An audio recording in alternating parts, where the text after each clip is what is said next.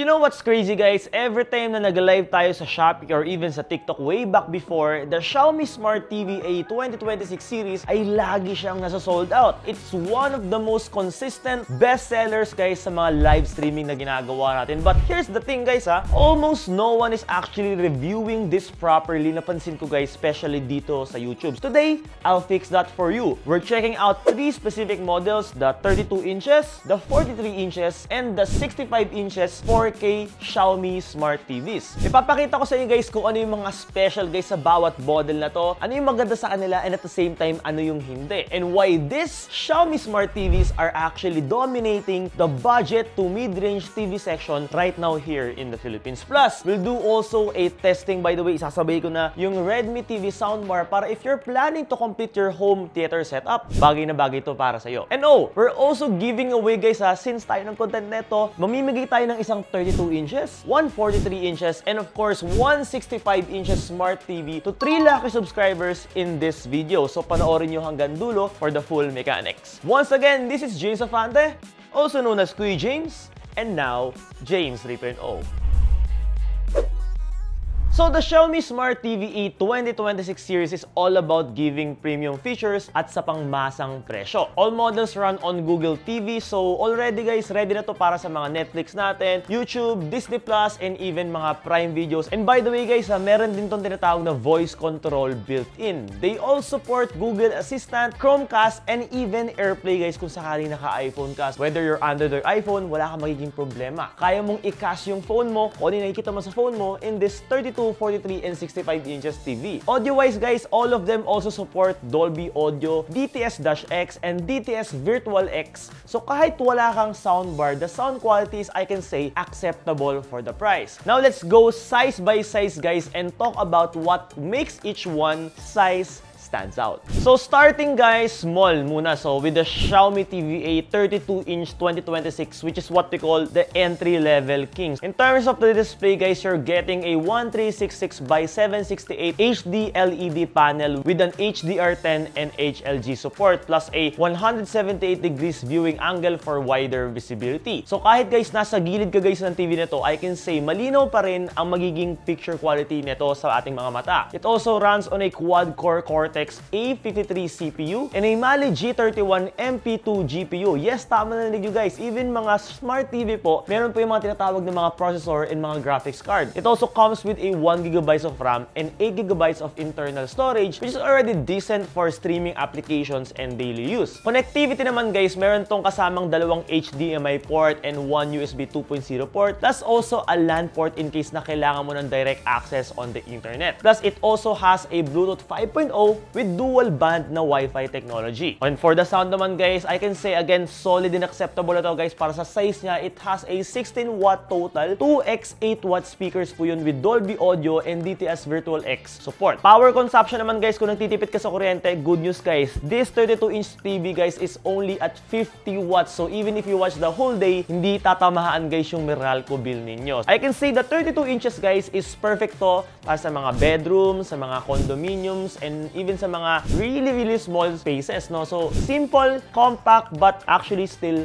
a smart choice. If you're after something affordable and reliable, I can say this is one of the most sulit choice for around 7,000 to 8,000 pesos right now in the market. So, now it's time to level up naman to the Xiaomi TV A 43 inches 2026 model as well. This is arguably, they call the sweet spot for most Filipino homes here in the Philippines, guys. So, on specifications, the display, you get a 1920 by 1080p Full HD LED panel as well with an HDR10 and HLG support and a 16.7 million color depth and the same angle of 178 degrees wide viewing angle. So again, kahit dito ka manood sa gilid, okay lang guys, clear pa rin siya. Under the hood guys, it has the same processor which is the Cortex-A53 plus the GPU of Mali G31 MP2 combo with a 1GB of RAM and also a 8GB of storage. So it's optimized, I can say, for Netflix, YouTube, and Disney Plus and whatsoever. The big upgrade here, guys, in terms of the sound is actually you now get a 20-watt total output that's 2 times 10 watt per each speaker with a Dolby Audio and DTS Virtual-X support. And it's noticeably louder, guys, and richer compared to the 32 inches. Connectivity stays solid, guys. Dalawang HDMI port, isang USB, may LAN na rin siya, Bluetooth 5.0,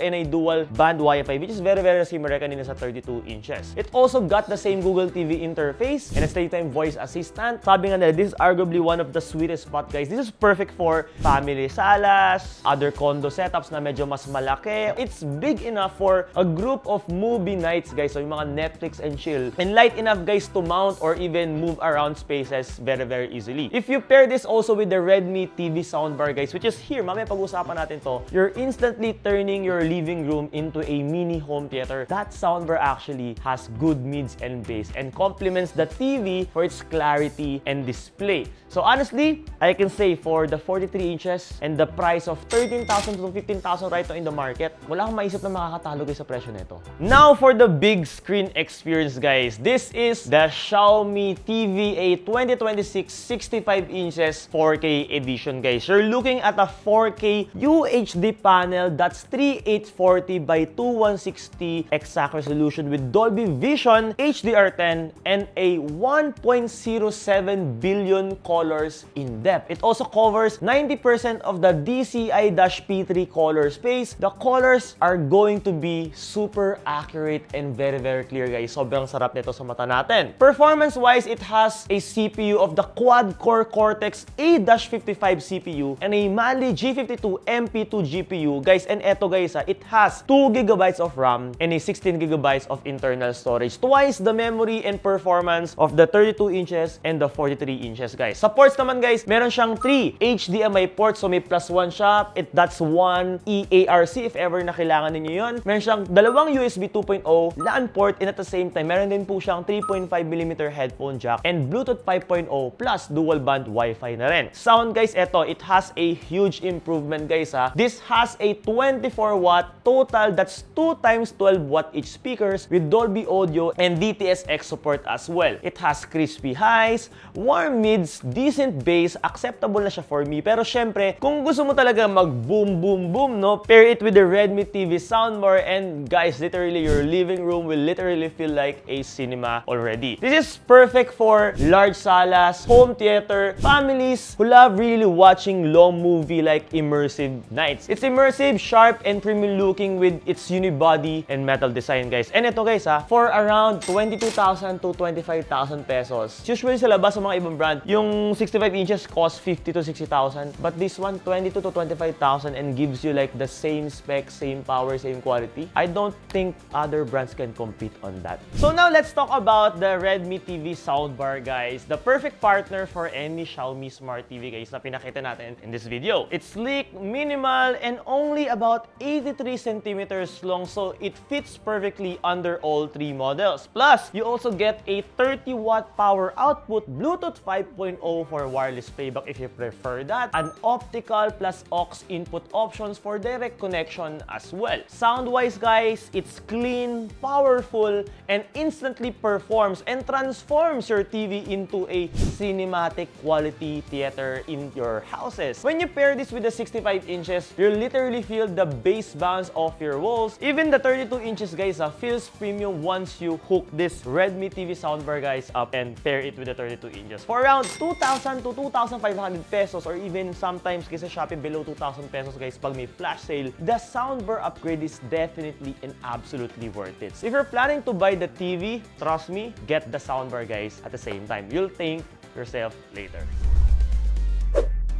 So after testing, guys, all 3 Xiaomi Smart TVs, here's the quick verdict personally coming from Kuya James. The 32 inches is actually best for tight spaces, bedrooms, and especially, guys, dun sa mga budget lang talaga yung hinahanap. But the 43 inches, the all-around, I can say, winner for families, and at the same time, guys, sa mga condos or mga sala. While the 65-inch 4K Pro Smart TV series, guys, the big screen champion, we can say, will give you a full cinema cinematic, guys, feeling whenever ilalagay mo siya, guys, sa sala mo. Yun nga lang, kailangan mo na medyo mas malaking spaces. And all of them, by the way, again, has Google TV, Dolby Audio, HDR, and modern connectivities. Kahit anong size ang piliin mo naman, guys, hindi ka naman magkakaproblema in terms of experience, installation, and the features, guys, ng mga TV na to. If you add, again, the Redmi TV soundbar, you also get a full entertainment setup for less than 25K, guys, kung 65-inch na yun, But if you get the 32-inch Smart TV, guys, parang wala pang 10,000 pesos, guys, TV soundbar ka na. And that's actually an insane value for money, thanks to Xiaomi for doing that. And of course, guys, your favorite part is already here. It's giveaway time. And before we start the giveaway, guys, ng mga Smart TV natin, i-announce lang po na natin, guys, yung winner, guys, ng Xiaomi Pad Mini worth 25,000 pesos, guys, sa last video natin, guys. So, ilalabas ko sa screen right now, guys. Kung sino ka man, congratulations sa'yo. Paki-message na lang po, guys, yung page natin, guys, on Facebook, Kuya James Afante, with blue check mark, guys, and send your proof lang na ikaw yung winner na to. And in this video, guys, we're giving away 3 brand new Smart TV, guys, worth 8,000 pesos, worth more than 10,000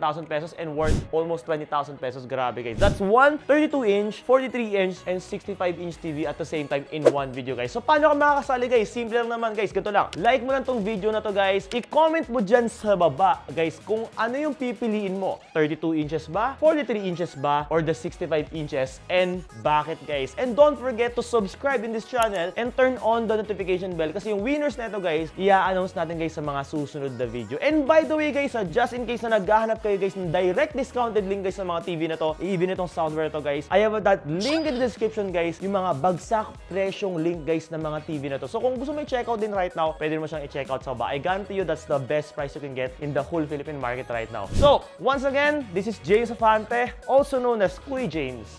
And now, James 3.0. See you on the next one.